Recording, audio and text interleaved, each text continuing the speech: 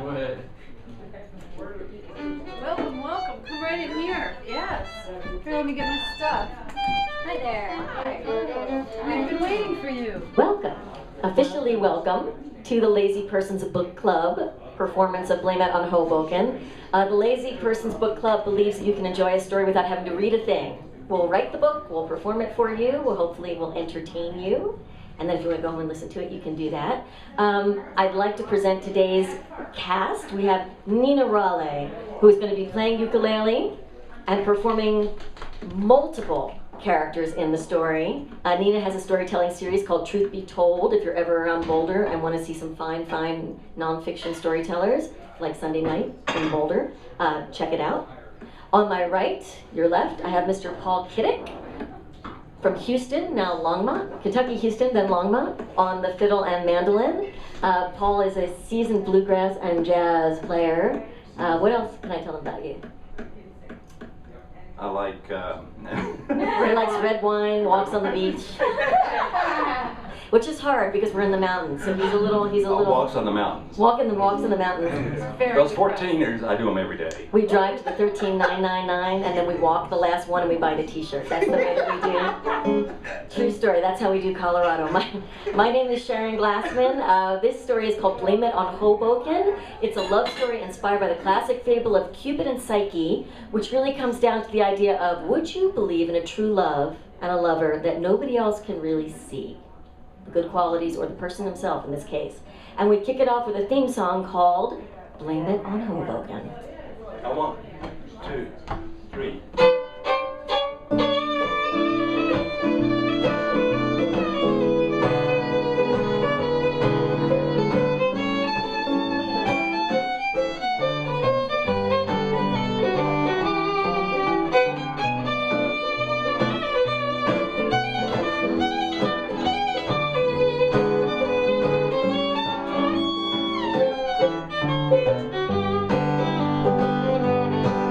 You can blame it on the season, blame it on the weather, oh, blame it for no reason. On a feather, you can blame it on Hoboken, but baby, stay with me. You can blame it on the game, blame it on the batter, oh, blame it on my name. Doesn't matter, you can blame it on Hoboken, but baby, stay with me. The magic kicks off Saturday night when your ferry pulls in from Brooklyn Heights. The gangplank's down, the love bye-bye. Oh, the skyline spells forever as long as we're together. You can blame it on a fish, blame it on the ocean, oh, blame it on this kiss. If you get the notion, you can blame it on Hoboken, but baby, stay with me. Mr. Paul Kiteck.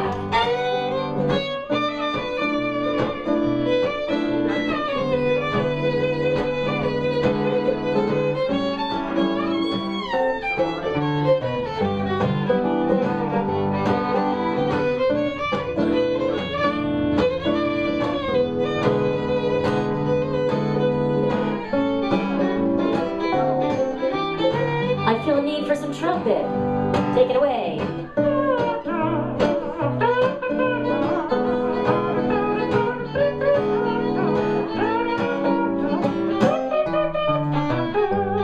Yeah, please.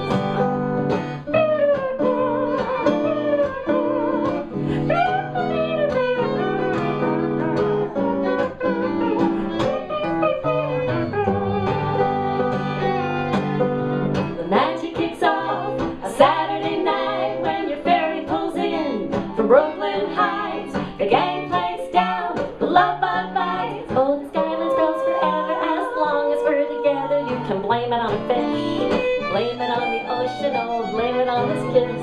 If you get the notion, you can blame it on Hoboken. Baby, stay with it, blame it on Hoboken. But baby, stay with it, blame it, but don't tame it. Write our names and flame with it. No, today's the same on it. Stake a claim for fame on it. Blame it on Hoboken. But baby, stay with me.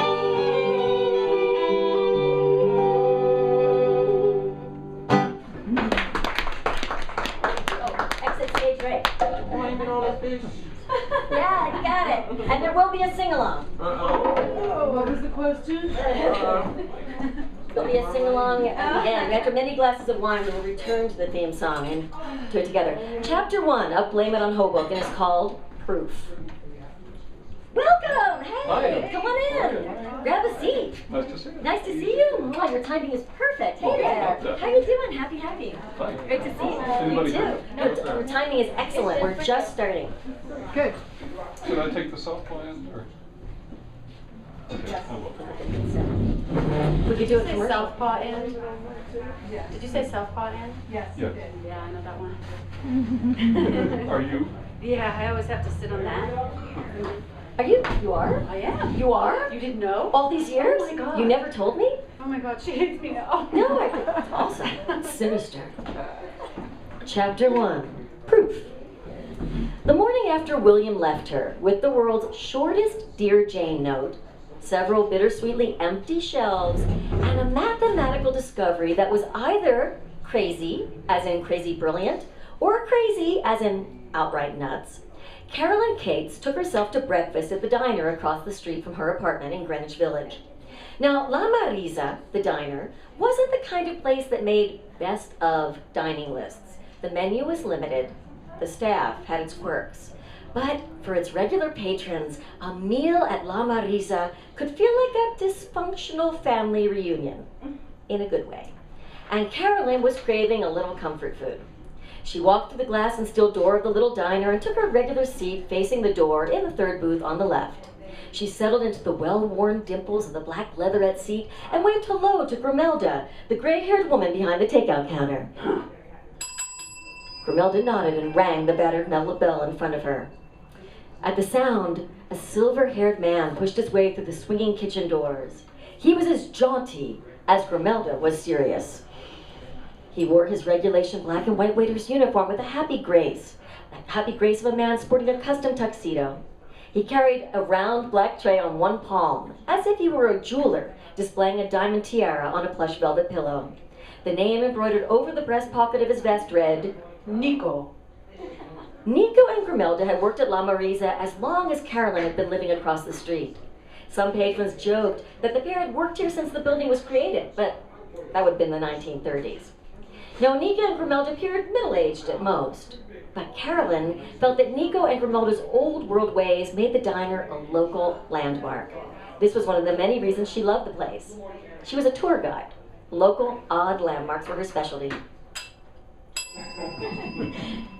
Grimelda failed once and then succeeded in ringing her bell, interrupting Nico's elegant arrival. Nico cast a withering glance at Grimelda. Then he turned and winked at Carolyn as he headed off to the row of coffee urns lined up on the wall behind the cash register. All of them were labeled Caf. Now it was time for the next part of Nico's routine. He slid a heavy white cup and saucer under the urn closest to him and flicked up the spout. Coffee poured into the cup. Carolyn knew what was coming next, but the choreography still impressed her. Nico turned his back to the urns and began to whistle a lilting tune. Carolyn didn't know the name of this song, but she had dreamed up a title for it. She called it Carefree, Oui Oui, Oh Yes Sorry, That's Me. Across the room, Grimelda grimaced and shook her head. Nico whistled. The coffee poured. Carolyn watched and waited and worried, just a little. Nico's moves were flawless, but Grimelda's tension was pouring into the room as surely as coffee was pouring into that cup. Would Nico react in time? It looked like an even bet. But then, just as the cup and Grimelda's anxiety appeared ready to spill over, Nico stopped whistling, spun around, and closed the spout of the urn with a flick of his finger. He slid the full cup onto his tray and headed across the room to Carolyn's table. His shiny black shoes danced across the black and white checkerboard floor. Some fresh hot cafe for you? Nico set the tray in front of Carolyn, and then he pointed to the empty seat across from her. So, where's the boyfriend? Actually, Carolyn began. Who happened? Nico cut to the painful details as Carolyn knew he would. Now, Nico was not an unkind man, but based on everything he had heard and seen at La Marisa, and he had heard and seen a lot, pouring café for his patrons, Nico viewed romance the way a practical physicist might. He focused on the facts. And according to the data that he had collected over the years, people were unstable particles unsuited to pair bonding. Balanced today, unstable tomorrow. There was nothing personal about it, unless you were one of the particles being destabilized. Her name is Lila Alice Firstmeyer. Firstmeyer. How lucky for him. Bad for you, of course, but for him, very lucky indeed. The truth was painful, but Carolyn had to agree with Nico's analysis. You see, Lila Alice Firstmeyer ran the Firstmeyer Foundation. The foundation's goal was to introduce performing artists to the city's glitterati, creating a bond between its oddly creative and its evenly incomed classes. Cynics on both sides said somebody was taking advantage of somebody or something somehow in this deal. But over the years, the Firstmeyer's Foundation's audiences and artists had become genuine friends and mutual supporters. These days, no one had a bad word to say about the Firstmeyers. No one, including Carolyn. She would have liked to have called Lila Alice a home wrecker, or at least an apartment wrecker. But the truth was, Lila Alice had not stolen William away. She had discovered him. A few months earlier, the Firstmeyer Foundation had awarded William a grant to pursue his new music project. It was a life-changing moment. Lila Alice presented the grant to William at the awards ceremony, along with her sincere interest in his oeuvre. And the rules of the grant required them to meet weekly to discuss the implementation of this project plan. And then, Firstmeyer. Nico smiled. Really? Ding! Grimilda rang her bell. Nico said, and headed back to his coffee urns, where he began the latest round of his whistle the tune and fill the cup routine. It was a comforting sight for Carolyn, on a day when so many things were changing. "Ah," she said, sipping her coffee and settling back in her chair. Ooh. La Marisa's patrons exclaimed, leaning forward in their seats. A woman was crossing the little diner's threshold. Her golden hair fell to her waist in lovely loose curls. Her eyes behind those green glasses were pale gray. Her nose was narrow and slightly off-center, emphasizing the symmetry of her bow-shaped mouth. Her sleeveless gray-red dress came from a thrift shop, but her body's natural curves made it look like something hot off next season's designer runway. That face, that grace. A man sitting by the table by the door pulled a notebook from his pocket and began to sketch the woman as she passed by his seat. A princess! The little girl exclaimed to her mother. A song began to play on La Marisa's record player, which was the closest thing the diner had to an in-house music system. The singer's accent and the gentle tones of a solitary guitar, combined with the recording's pops and scratches, hinted that this song on the jukebox came from a time and a place long ago. You're gonna make scratches? That'd be awesome. Change the glasses. That was pretty suave, I thought. Oh, if only there were a mandolin to play this song, as if it had come from a time and a place long ago. Would that be possible? Oh, look! It's a miracle of art, ladies and gentlemen.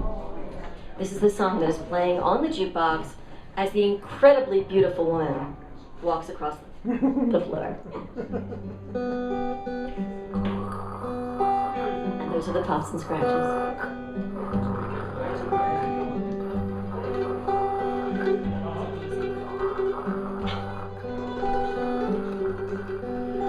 The sky is blue. That's like a stop. And the sea is green. We get the idea. Can you pop? The sky is blue.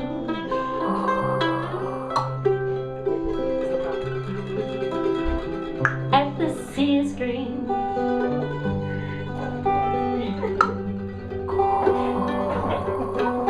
Morning, mon ange, ma vie. When will you show your love to me, Marisa?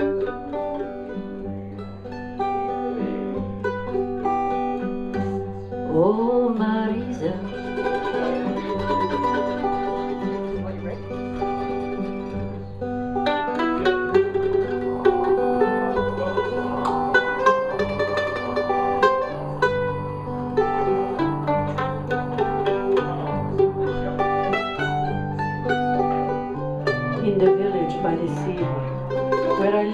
a child, the fisherman sang this song. It is the song of a lady and an island called Marisa. Marisa, in the language of our island, means born from the sea.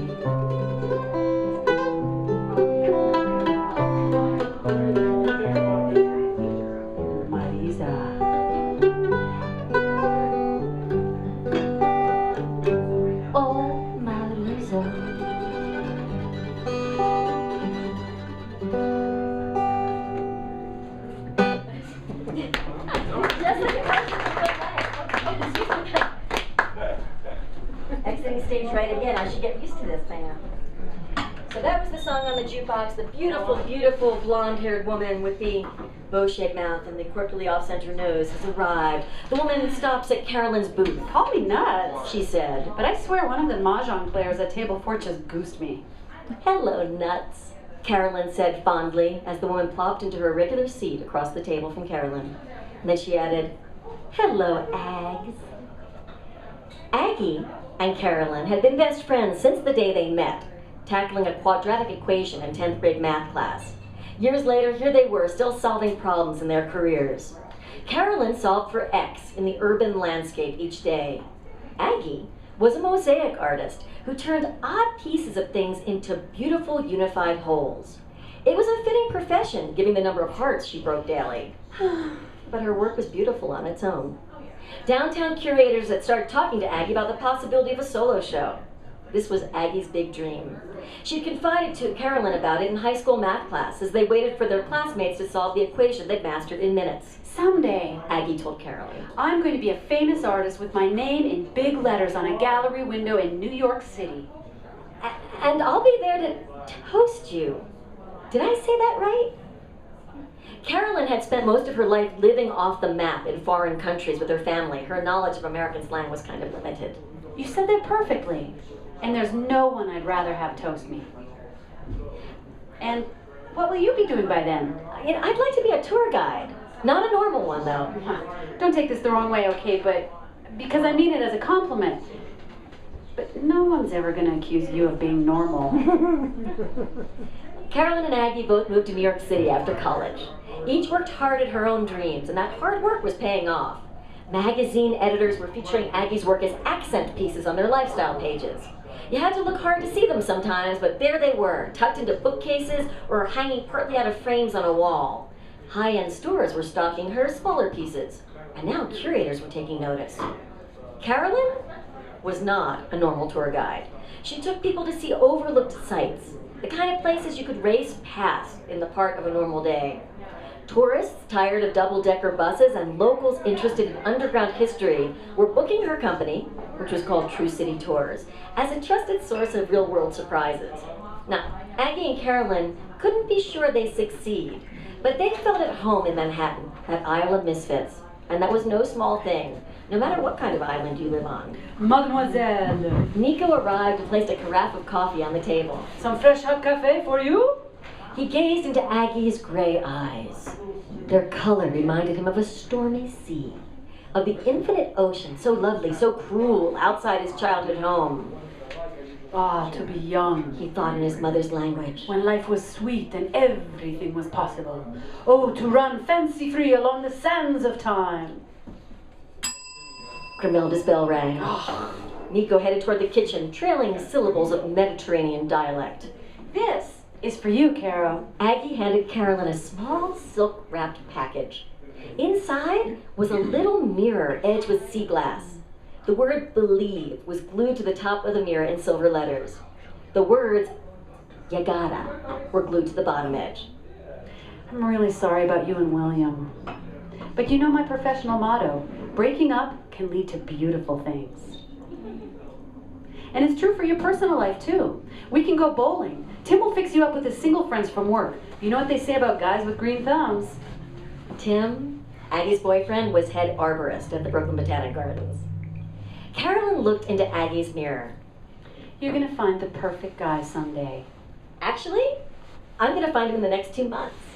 Well, You got to keep that positive attitude up and you will find someone for sure. Oh, forget the attitude. Carolyn pulled a heavy book from her bag. I've got a formula. The book was Aggie and Carolyn's high school yearbook. Carolyn handed it to Aggie. The design on the cover had been trendy when it was printed. Metallic rainbows, neon type, drop shadows, but it had aged into a visual artist's nightmare. Ugh. Aggie recoiled at the sight of the clashing colors. Did you see a mouse? A pale woman dressed in head-to-toe black called from a nearby table. Please tell me it's not a mouse. Cockroaches, I can handle, but rodents freak me out. Grimelda's bell warned the women. One of La Marise's unwritten rules was no crosstalk between tables. It's not a mouse. It's a yearbook. Aggie whispered. Ew, that's worse. The other woman whispered back. Grimelda glared. The woman in black picked up her newspaper. Aggie picked up the yearbook, tentatively, as if the cover might bite. Then she opened it, and her wariness disappeared in a flash of nostalgia. Would you look at this? Aggie was studying a picture of the school's fine arts club. There she was in the front row, wearing oversized purple eyeglasses that obscured part of her eyebrows on the top and nearly reached down to her cheekbones below. Her hair was pulled into a side ponytail, held in place by a puffy floral patterned fabric band. But what does our high school yearbook have to do with love? I mean, did you meet some guy we used to know there? Is this one of those, I ignored you at 16, but wow, I love you now kind of things you read about in the wedding column of a Sunday paper with a cute little photo of the couple and a headline like, they passed in the hallway, but now they're walking down the aisle. I always thought they made those up, but maybe they're true. Is that what happened to you? Did you reconnect with someone from our past? Is he smart? Is he cute? Is he single? He's Euclid, Carolyn said. And she reached over and pulled something from the back of the yearbook. It was an old homework assignment from math class, and it had been resting between the last page of the book and that back cover for the last 15 years. The title page read, Euclid's Proof of Perfect Numbers by Carolyn Cates. She had found the formula the night before while she was looking for things to fill the empty spaces where William's stuff used to be. The formula had been tucked inside the yearbook, which was tucked in an old hat box on the top shelf of her tiny hall closet. Yeah, what does Euclid have to do with love? Substitute me for the prime number in the equation and you'll see. You're serious? Aggie's pale beauty was only improved by the gesture. She looked like a blonde Brancusi. Oh, I'm completely serious. And while I'm not keeping score, Ag, I'm pretty sure it's your turn to indulge me on something. Remember that time I dug up that, you need to do that thingy you needed to do? It was a sign of their long-term friendship that Aggie and Carolyn didn't need specific words to communicate specific things. Or that time I found whatchamacallit's mother's whatever, or the day wanted for you when you wouldn't. Well, because I couldn't. Really? Okay. I owe you one. Actually, you owe me 3, but who's counting? Well, after this, we'll be even. Aggie flipped to the first page of Euclid and Carolyn's proof. Who reads algebra in the morning? I mean, really? Oh. Huh. They were hopeful signs. When Aggie was really interested in something, she hummed. When Carolyn settled back in her seat and sipped her coffee. She put herself in Aggie's place, reading Euclid's proof for the first time in 15 years. It was a pretty exciting place to be, in her opinion. You see, Euclid's proof of perfect numbers was a guide to finding true love at a few very specific points in one's life. That's what Carolyn had realized the night before. According to Euclid, a perfect number is the product of a prime number and a square. As she read those words, Carolyn realized that she was 31 years old, a living prime. Her first response was to laugh at the coincidence. I mean, surely there was no bigger message in the proof. She kept going. The product of a prime number and another variable was a perfect number, Carolyn read. And that's when she had her second aha moment of the night. What if true love were the perfect number? It wasn't that big of a leap to think so. True love was the stuff of sonnets, it's the stuff of pop songs. But could it be the stuff of ancient Greek math formulas? Maybe. Let's see. Carolyn turned her attention to the third factor of the proof. According to Euclid, a perfect number was the result of a prime number and a square. She was the prime, true love was the perfect number, and the square was, Eureka! Carolyn shouted from her corduroy couch. She was a modern-day Archimedes, minus the bathtub, since the bathroom of her apartment was barely big enough to house a shower. Square. Now that she saw it, she was amazed it had taken her so long to see her mistake. Euclid's proof was not a coincidence, and it wasn't a joke. It was a map for happiness, written with her in mind. Carolyn had always been attracted to odd guys, the ones that looked like they'd been picked last in gym and were never asked to dance, but who were brilliant, overlooked gems undercover. What she needed was a square. Euclid was clear about this. She needed to find a square man while she was 31 years old, and if she did that, the result would be true love, perfection. There was just one problem. She was going to have to move fast. Her 32nd birthday was 2 months away. Still, a person could fall in love in a minute, and she had 87,000 minutes until her birthday. 60,000 if you factored in sleep time. Well. Isn't it crazy how all the variables line up? Crazy. I mean, it's amazing that no one's ever seen the proof this way before. Yeah, amazing would be one way of putting it. Keep reading, okay? Carolyn studied Aggie's face for clues about what her friend was thinking. Aggie wasn't giving anything away. She looked at ease, totally serene, rational. Aggie took a long sip of coffee.